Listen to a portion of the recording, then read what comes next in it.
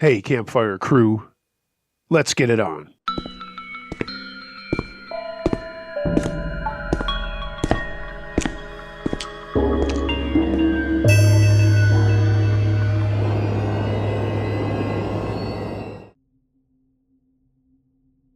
Wrong House, Wrong Day by Leaf K. Hey, Uncle Josh. I hope this story is worthy of the podcast. Love what you do. I haven't thought about this in a while, but it popped into my head on Father's Day. It sounds kind of stupid that I don't think about it as crazy as it was, but it was one of those things that I don't like to dwell on. 12 years ago on Father's Day, I was going to spend the morning golfing with 3 of my buddies before heading to my in-laws to spend the afternoon for Father's Day with my wife and kids and in-laws. I had gotten up very early to fix the sink in my kitchen as I had promised my wife I would before golfing. It was a simple job. I just needed to get something out of the trap. Then it was just me kissing my kids and wife goodbye before heading out to the links. And I remember having a halfway decent round and enjoying the morning with my pals. We rarely got together as a group that much, and it was fun to just be the group of guys we had been growing up. On my way back home to shower and grab a quick bite to eat before heading to my in-laws about an hour away, I texted my wife to let her know that I would be leaving soon and unknowingly left my phone in my truck. I went in, jumped in the shower, and after I got out, I went downstairs to grab a power bar or something. I was standing in between my kitchen and living room looking down the hallway to my front door when I noticed that it was ajar. My wife is a nut about locking doors and never leaving them open. She even keeps them locked when we're home, and it drives me nuts. But now I was looking at a door that was open a crack, and there's no way in hell she would have left it like that. I thought for a second that maybe my kids had left it open, but they had also had the locking door regimen beaten into them. As I stood there, I heard what I thought were footsteps upstairs. We have hardwood floors throughout the house, and some of them do creak, but I waited another minute, and then I heard what I was sure was another footstep.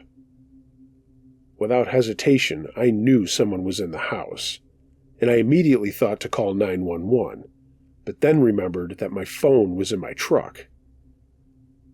I heard the footsteps now moving through the upstairs hallway and then stopping again. I was still there looking down the hall and looking at the banister I had taken down and was going to be putting back up. It was a banister that was only on the last few stairs, as the staircase had one solid wall going all the way up. Then I hatched a stupid plan, thinking maybe whoever it was would leave if they thought I was leaving. I'm going to take a moment right now to let everyone know that growing up and well into my 30s, I was a complete hothead. I would swing at the fence over anything and was a very combative and violent guy. Not towards my family and friends at all, but in circumstances like this, or someone doing something stupid on the road, I was the guy who always flew off the handle pretty easily. I'm certainly not like that now, but I was like that back then. I thought about immediately confronting this guy.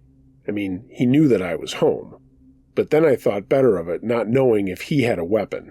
What if he had a gun? The last thing I needed was to get shot. So, to protect myself, I looked around and saw the pipe wrench that I had used to work on the kitchen sink still on our breakfast bar. I picked it up and then pretended to be making a phone call to my wife. Very loudly I said, "Hey, I'm leaving right now, honey. I'll see you guys in a little bit." Then I went on to actually fake a two-way conversation.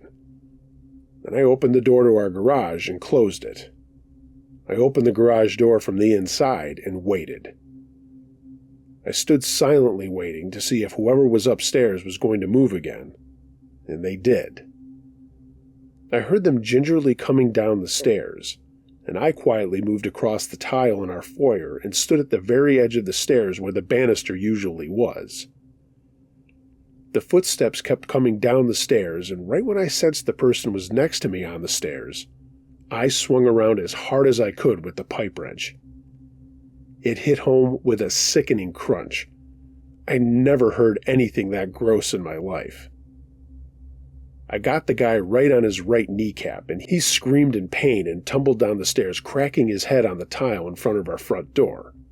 The second grossest thing I've ever heard. I pounced on him and was about to hit him again with the wrench, when I realized I didn't need to.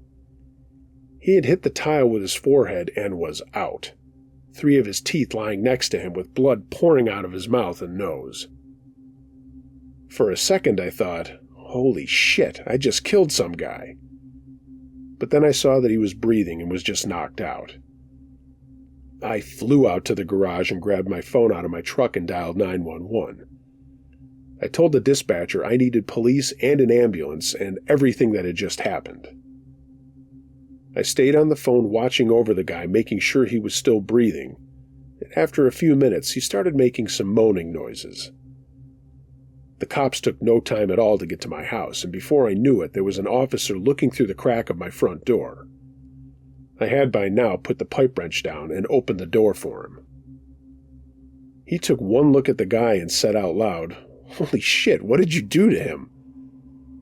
I told him the story I had told the dispatcher, which was the truth, and he looked at me and said, "Damn, guess this guy picked the wrong house on the wrong day to break in." The paramedics showed up not long after and took the guy's vitals and put him on a stretcher and wheeled him out to an ambulance. He was still moaning and bleeding, and I remember not being able to control my laughter a little bit when one of the paramedics picked up the guy's teeth and asked me if I had a container and some milk.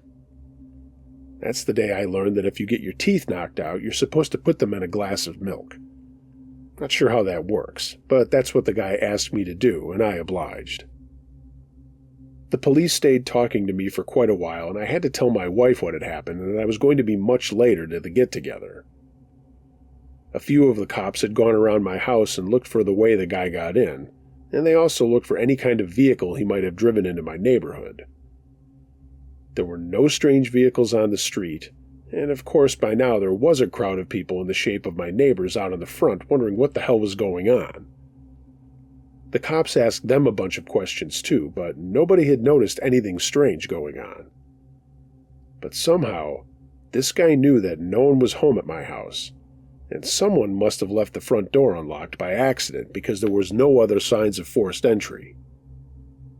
My wife and kids swore up and down that they didn't do it, but the guy didn't just materialize in our house like some sort of fucking supervillain.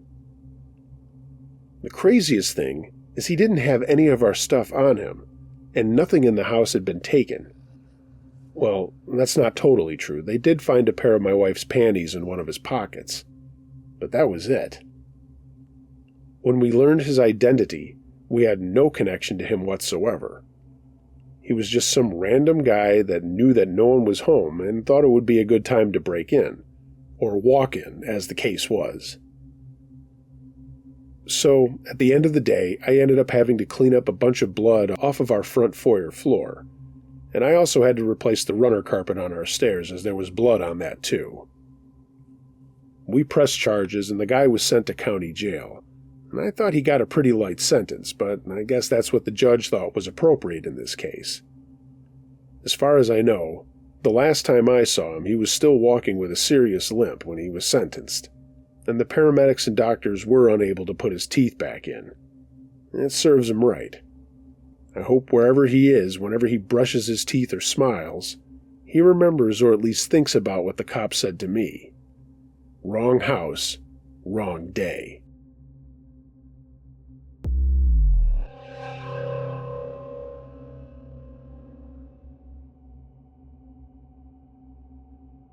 My Kidnappers by Formal River.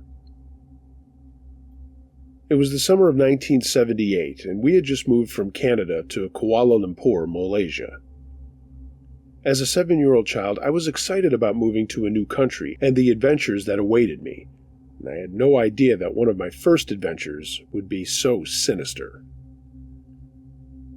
We ended up staying at the Hilton Hotel with other expat families while we waited for the company's supplied home to be ready for us to move into.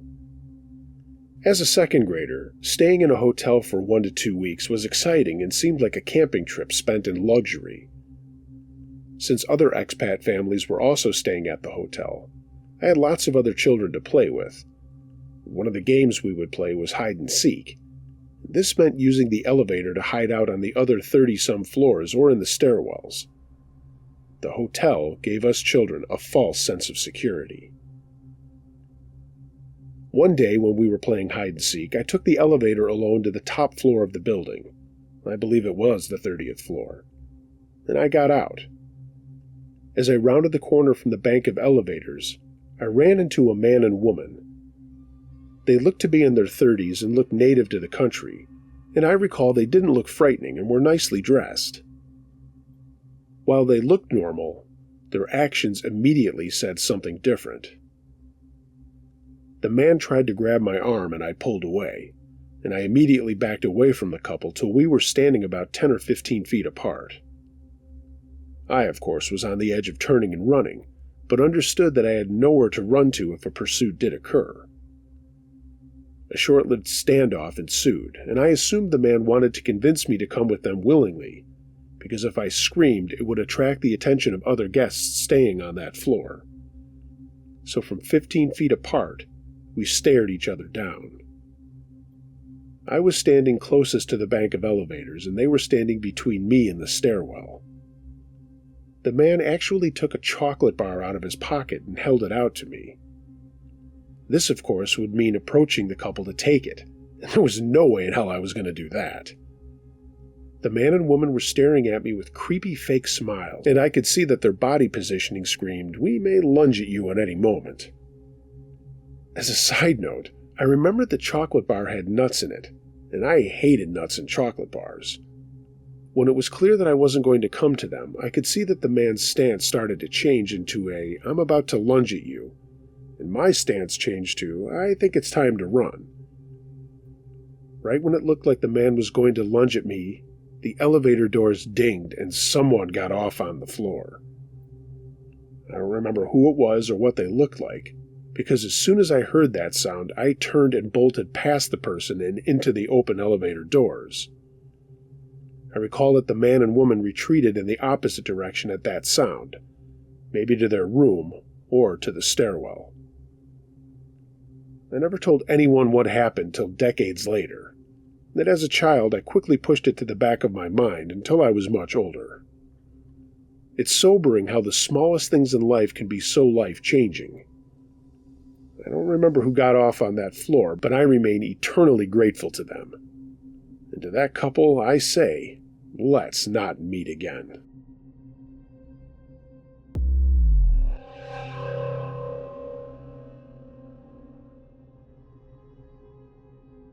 The Smiling Man by Imperishable Roach. I'm aware that my title of my story sounds like a horror movie or a creepypasta. If I hadn't lived it, I would think it was too. This is one of the many stories that I have from working the night shift at a laundromat in a bad area, and it's definitely the freakiest. So for context, my mom took a job years ago at a local laundromat because we knew the owner and needed extra money. I was around 10 when she got the job, and she allowed me to come with her because she would give me a little allowance for helping her to do small tasks. I ended up going with her every night for years, and as I got older, I mainly went to make sure my mom was safe because I worried about her. We regularly dealt with angry customers refusing to leave, most of which were drunk or high, and we did have to call the police a few times. My mom always worried about me tagging along, but I insisted, and to this day I still can't say I regret it. A lot of good did come out of it, mainly the work experience, and that made up for how intense it could be. I have a lot of interesting stories from that time, but this one takes the cake for the most horrifying, and it took place when I was about 12. Being the young and dumb kid that I was, I designated myself the job of chasing people off when it was closing time. We would have people parking behind the building pretty regularly, so I would walk to the side of the building and start yelling that they were now trespassing, and I'd call the cops if they didn't leave. It's an important thing to bring up, because I now realize that I let any shady person hanging around the building at night know of my presence. And that's a dangerous thing to do when you're a 12-year-old girl. I was blissfully unaware that anything could happen to me, until one night when we showed up, we found the door lock had been broken. My mom had unlocked the building that morning, so it wasn't like this was a break-in attempt since it had been unlocked all day. We were a bit shaken up, but my mom texted her boss to let him know about it, and just told me to tell her if I saw anyone pull up. After about 30 minutes, I finished my few tasks and sat down to draw in my sketchbook. I'd barely been sitting down for a few minutes when I heard the door swing open, which startled me because normally people just knock when they see the very obvious closed sign. My mom noticed it too and yelled out that we were, in fact, closed. I heard an older man's voice respond, explaining that he had just come in to use our drink machine. We normally did let people in to use our snack and drink machines, so my mom told him he had a few minutes and went back into the closet to grab something. I was sitting about 7 feet away from the drink machine, so I heard him walk up, but I didn't really pay much attention to him. I continued to draw until I started getting the feeling that someone was watching me, and I realized I didn't hear this guy put any money in the drink machine. I nervously glanced to my left and saw a tall man in his mid-60s staring right at me with a big smile on his face. I jumped a little, but forced an awkward smile back at him and directed my attention back to drawing. As soon as I did this, I heard what sounded like shuffling, and when I looked over again, he was closer. I didn't know what to do, so I tried to just not look at him, but every time I would look away, he would shuffle closer. His body was still facing the drink machine, but his neck was craned in my direction, and he wouldn't stop smiling and staring. I began shaking and panicking, and my eyes were darting back and forth between him and the closet door while I tried to plan a fast escape. I went to reach for my knife in my bag because I couldn't even imagine this man's intentions, and quickly realized that it was not there. I had left my knife at home when I needed it the most. I was petrified. I decided to just stare back at him, despite being terrified and trembling violently. And after what felt like eternity, he suddenly broke eye contact and yelled to my mom to have a good night before turning around and walking out. Relief hit me instantly, and I tried to calm myself down after what had just happened. I thought I was finally safe and started to get up to go splash some water on my face, when I saw him sitting down on the bench outside. Panic and dread hit me like a brick, and I sprinted into the closet to hide. I filled my mom in on everything, and she told me to run to the car and she'd get between me and him and pepper spray him if needed. I did as she told me and ran to the car, and as I passed him, he stood up and began walking towards me. My mom yelled at him to get away from her car, and his reaction was to try to calmly start a conversation about the make and model of the car, while still staring right at me. She ignored him, hopped in the car, locked us in, and started backing up as quickly as she could. I ducked down in my seat, but I could still see him standing there, and I knew he could see me, because I watched as he lifted his hand and waved me goodbye before walking around at the back of the building and disappearing into the darkness. I felt sick and I couldn't sleep that night, and I never dared set foot anywhere near the back of the building again. So I guess that was a lesson learned. Creepy old smiling man, let's not meet again.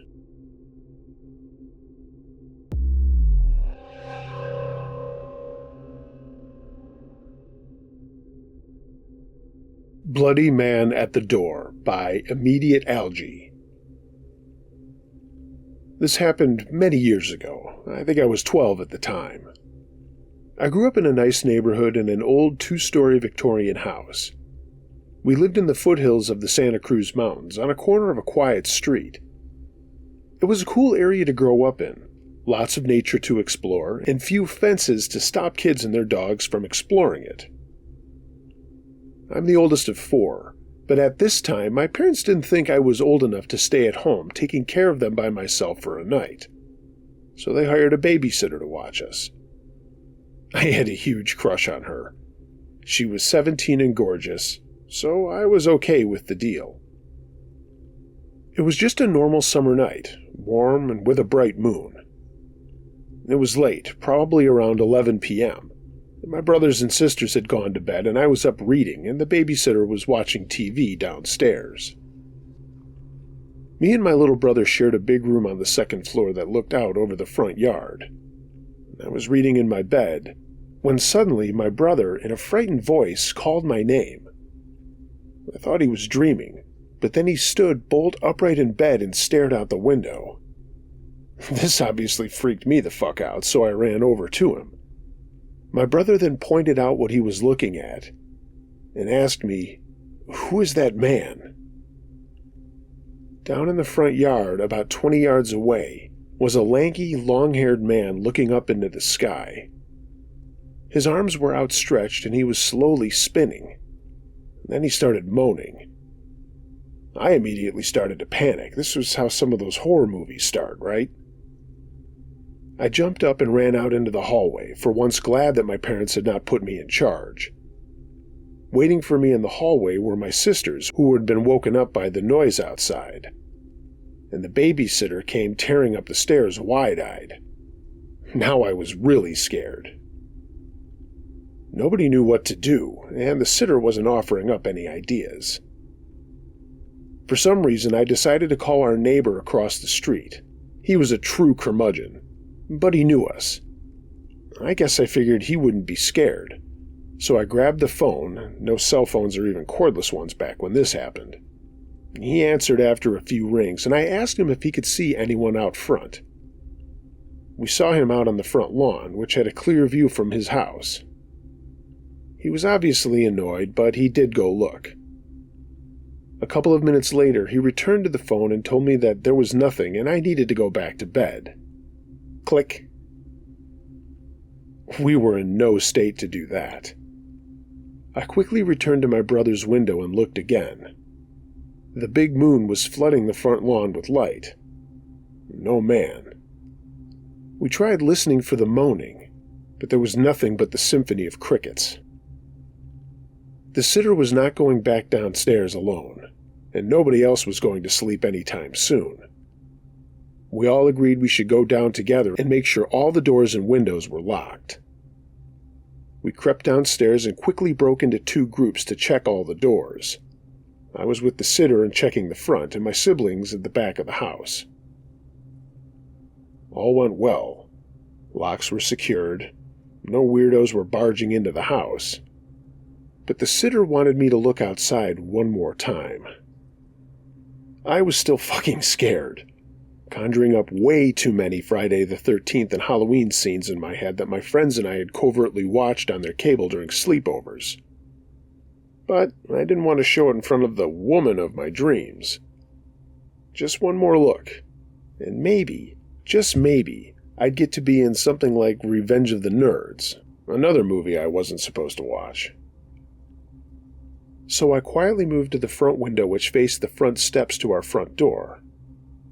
I craned my neck to look out towards the driveway and back towards the lawn where we had seen him before. Nothing. And then suddenly he was there, running full speed at the window. Half his face was gone, a mess of blood and torn flesh. He had blood all down his shirt and on his shorts. The sitter screamed, and I dropped to the floor in the most unmanly way possible. My siblings were crying in the hallway. He started pounding on the front door and yelling incoherently. I do remember him saying at some point to please let me in, even though that seemed extremely polite for a mass murderer. There was no fucking way I was going to acquiesce to that request. Besides, I was frozen in fear on the floor. The most I could muster in a squeaky little boy voice was, Sir, we can't help you. Please go away." At least I did something. Our protector, the sitter, was long gone. The guy pounded on the door some more, gave a disappointed and helpless final yelp, and staggered off into the night. I just laid there for a little while, and after that my siblings ran upstairs and huddled together. Soon after, 20 minutes or so, we saw lights and sirens. The sitter had done the same thing in her flight to the bowels of her home, and did the one thing that never occurred to the rest of us: call 911. They found the bloody man wandering down the street, and our nightmare was over. It turned out that he was a cyclist that went out for a full moon ride on a beautiful summer night. But he didn't see the storm ditch on our corner when he took a tight turn at high speed. He slid on his face for at least 20 feet.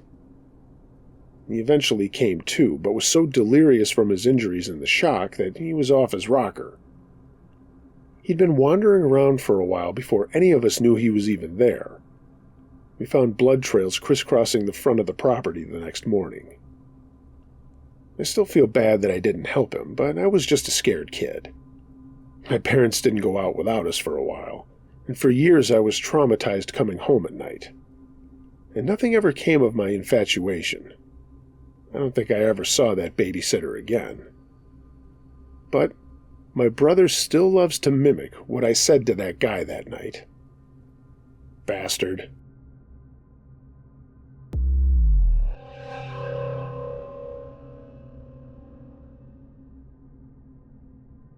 The Man on the Motorcycle by K.E. Fernalia.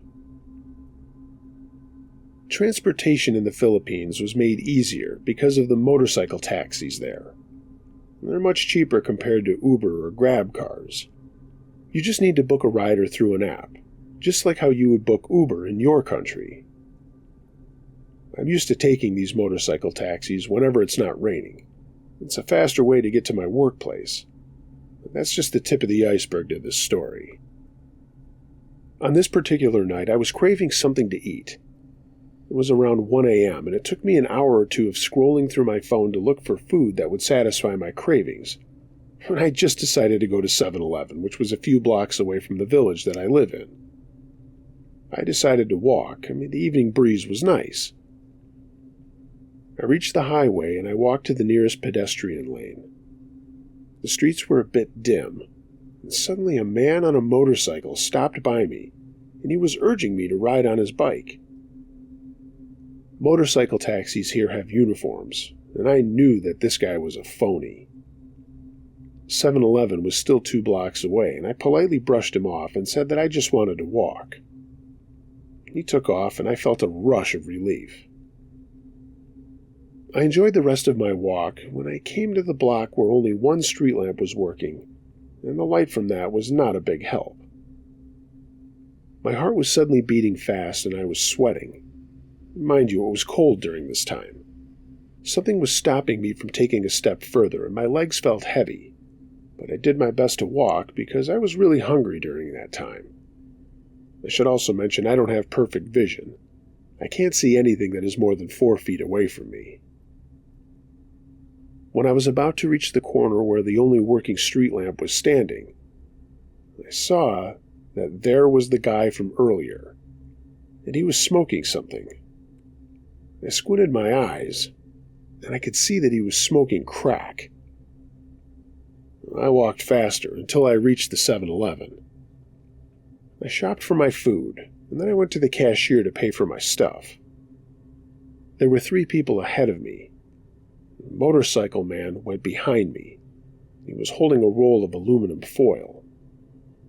I was shaking and I was about to cry when suddenly my childhood friend, who happens to be a police officer, came in and greeted me. I greeted him back, and my friend offered me a ride because he had just clocked out and told me to wait for him.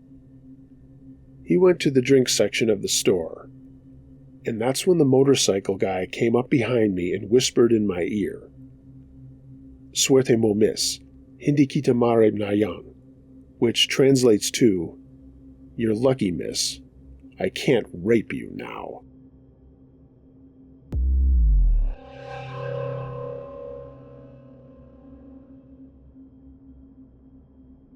What Did I See? By Primes RF. I'll be the first to say that all this stuff could have taken place in my head. The mind is a freaky thing and can play some pretty trippy tricks on you. Whenever I was scared as a kid, my dad had always told me that in life you should not be scared of ghosts. Fear the living, because they can actually hurt you. In my late teenage years, I came into some money after my father committed suicide, and I received an inheritance from him. At the time of my dad's passing, he and my mom owned a cabin up in Oregon by Mount Bachelor. The cabin had been put up for sale since my mom could no longer afford the payments, and renting it out was not covering the payments either. The cabin was set to go on the market for sale in less than a month and was in the process of finalizing all the paperwork with the realtor and lawyer. So for that month's time, the cabin was not going to be rented out any longer and was going to be vacant. I saw this as a chance to get away for a while and clear my head in light of all the things going on. I quit work, packed up my snowboarding gear, grabbed my dog, and headed up in my dad's car that he had willed to me, and I made my way to the cabin. Now, this was our family cabin that my parents rented out throughout the year when we weren't using it. I had keys to the cabin and also had the code for the alarms, so I didn't feel the need to stop at the rental management company and advise them of my stay. That has nothing to do with the coming story, but I feel that I needed to mention it anyway. My first 2 days at the cabin were normal, and nothing out of the ordinary happened. I spent my days playing with my dog in the snow, snowboarding, and in the evenings I played PlayStation or listened to music, drank, and smoked out on the balcony. I had already stocked up on food, cigarettes, and liquor, so I was pretty much shut in aside from the occasional out to hit the slopes. With my dog as my company, and DVDs and PlayStation as entertainment, I was quite content and started to feel relaxed after all the drama that had preceded my outing. The cabin itself had 2 stories. A bottom story had the living room and a side guest bedroom along with a small kitchen. Upstairs had another 2 rooms along with a walkout balcony attached to the master bedroom. Most of my time was spent either in the living room, kitchen, or master bedroom. I never ventured into the other rooms and always kept the doors leading into them shut. Open doors to dark rooms always creeped me out. Anyhow, the 3rd day came around and I was going through my usual routine of playing with my dog. His name is Midnight, by the way, and he has also since passed. Or I was playing games or watching DVDs. That day, there was some pretty heavy snowfall, so I didn't feel like trekking down the hill to the main road in my car and decided to stay in. That's when things started getting a bit weird.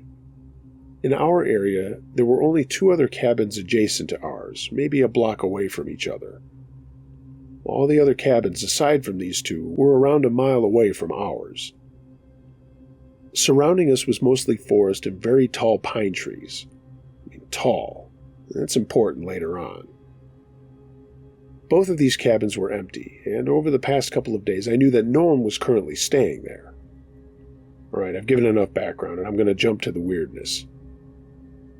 Around midday of that day, while outside with my dog, I noticed what looked like footprints in the snow around the area surrounding our cabin.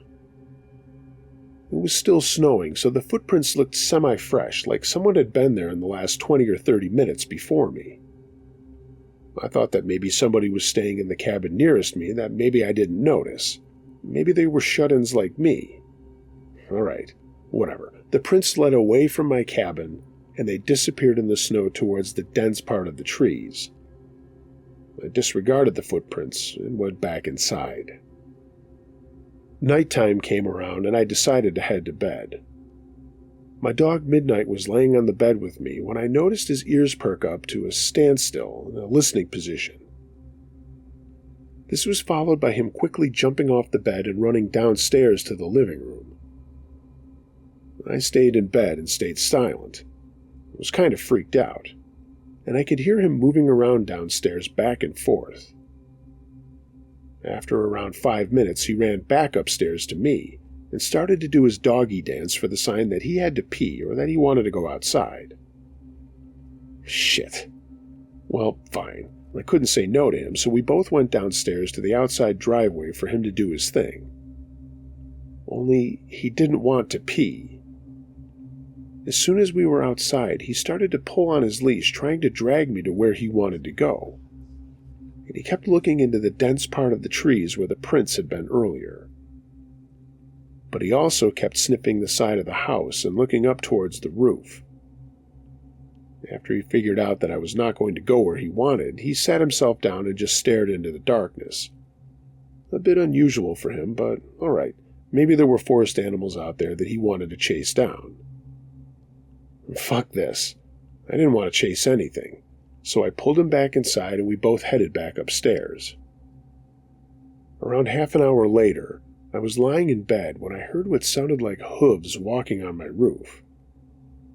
It was only a series of around 6 steps, and I rationalized that it could be a pine cone falling from a tree onto the roof, or maybe a kind-hearted forest animal running around. And here's the thing. The steps seemed to be spaced apart like a man-length stride. So it was really freaking me out. Midnight also heard the noise and was quick to run to the balcony screen door, expecting for me to let him out. Alright, you know what? I'm a tough guy, and at the time I considered myself to be fairly well built and strong enough to handle myself. So I grabbed my coat and shoes along with my cigarettes and flashlight and went out onto the balcony. Fuck it, right? As soon as I was outside, I lit up a cigarette and started canvassing the roof with my light. There was nothing up there, and the snow on top was undisturbed. Weird. It must have been all in my head. But what about Midnight hearing the noise? Maybe he was feeding off my fear or paranoia. I started to calm down and relax again. And by the way, I'm shaking right now. My heart is beating hard as I'm typing this next bit. My eyes started to adjust to the darkness, and I kept smoking and just staring at the stars and trees next to our cabin. And that's when I saw it. In a tree that was a little taller than our cabin and around 20 feet from the balcony, I saw what looked like a man crouched in a squatting position in between 2 branches. This thing was squatted on one branch and its arms were extended above its head, holding on to the branch above it. I mean, fuck me. What the fuck was that? I wasn't sure if I was really seeing this thing, and I stood there just staring and sat there motionless. I noticed Midnight stand up and start pacing behind me and lightly barking at the same time. The thing didn't move. I put my cigarette out and was debating on shining the light in the direction of the thing, but something in my head kept screaming not to do that. So I walked backwards to the inside of the room and pulled Midnight in with me.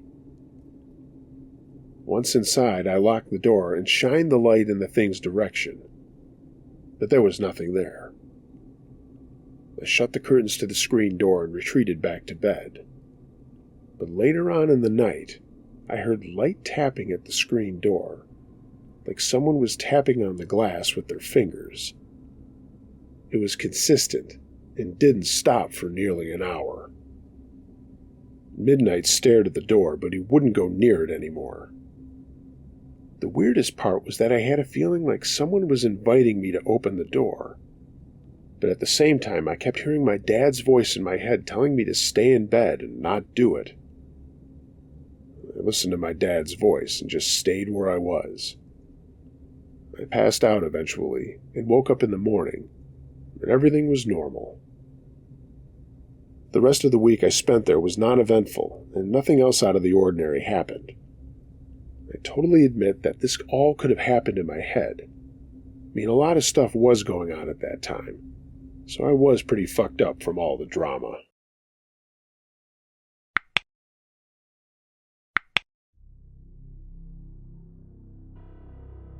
Hey gang, thanks for listening to this episode of Uncle Josh's True Scary Stories. If you have a true scary story of any nature that you'd like to hear narrated on this channel or my podcast, email it to unclejoshtruescarystories@gmail.com. I read them all. If you're so inclined, please like, share, and subscribe to this channel. Post a comment below, let me know what you think of the stories. I'll get back to you as soon as I can. You can also follow me on social media. Links to that are in the description below, as is my link to Patreon and my storefront at tpublic.com. Support the channel that way. Get yourself some Uncle Josh and Campfire Crew merchandise. Everyone, be excellent to each other. And until next time, be wary of things that go bump in the night. It could be anything. A ghost? A monster? Or the guy next door?